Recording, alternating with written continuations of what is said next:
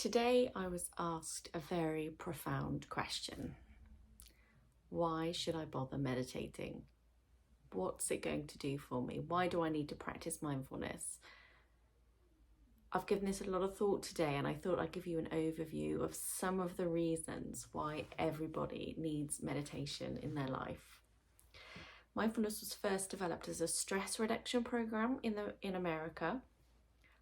And not only has it been shown to reduce stress, people recover from stressful situations more quickly.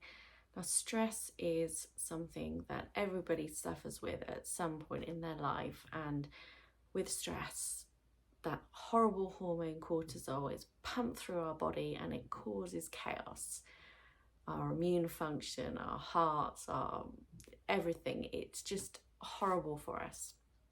So to be able to reduce stress by practicing mindfulness is going to have overall health benefits. It reduces anxiety. Now, we don't have to suffer with extreme anxiety to get benefits from this.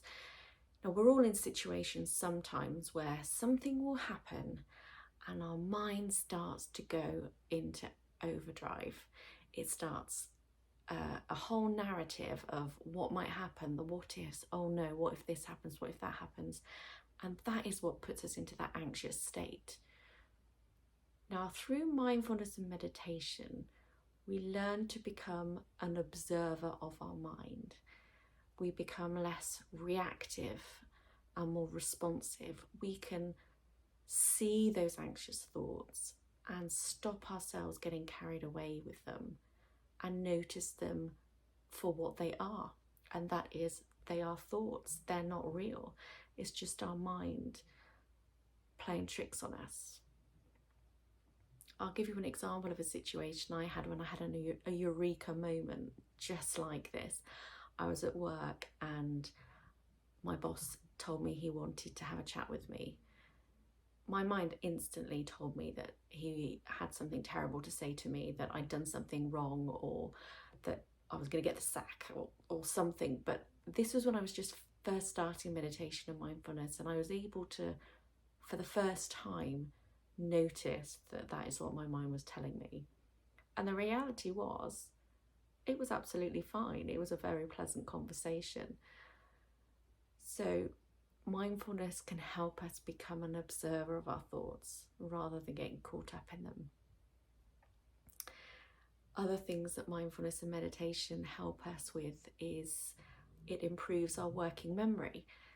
So when we're stressed, there's a part of our brain that just stops working properly. It shuts down, and it's a survival mechanism. That's all it is. And so our memory isn't functioning as well. So if we're reducing our stress, that part of our brain that's responsible for the working memory starts to improve. There's improvements in immune function in the body. Again, this is related to stress and reducing that, because if we're less stressed, our immune function will improve. There's benefits to sleep. We're able to sleep better. We've all had the times when we're lying awake and we're just thinking and worrying about what's happening in the next day. Well, if you're able to notice those, then you can start to block them off. Not block them off and push them away, but notice them for what they are, that they're thoughts, and then you can have a better night's sleep. And one of my favourite, benefits to mindfulness and meditation is that through meditating and through bringing mindfulness practice into your everyday, you will start to have a greater appreciation for life. You can literally stop and smell the rose instead of passing it by, because you learn to notice things. You learn to notice what's already there instead of letting it pass you by. So these are just a few of the benefits of mindfulness and meditation. There are many, and there's been so much research done to prove some of these points. So I will share these with you in time. But I thought I'd add one practice for you to try that you can do every single day. And that is, before you go to sleep at night, count 5 things to be grateful for. They don't have to be huge.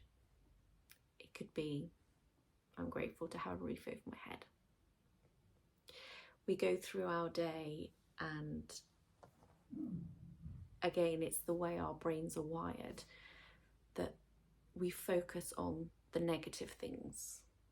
If you have a day where 10 wonderful things can happen and 1 not so good thing happens, you will remember that and you'll be telling everybody about it.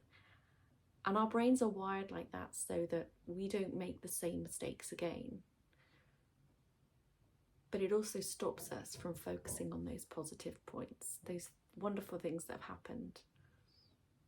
So practice some gratitude in your evening before you sleep. Count them on your fingers and just see how it makes you feel. That's enough from me today. See you tomorrow.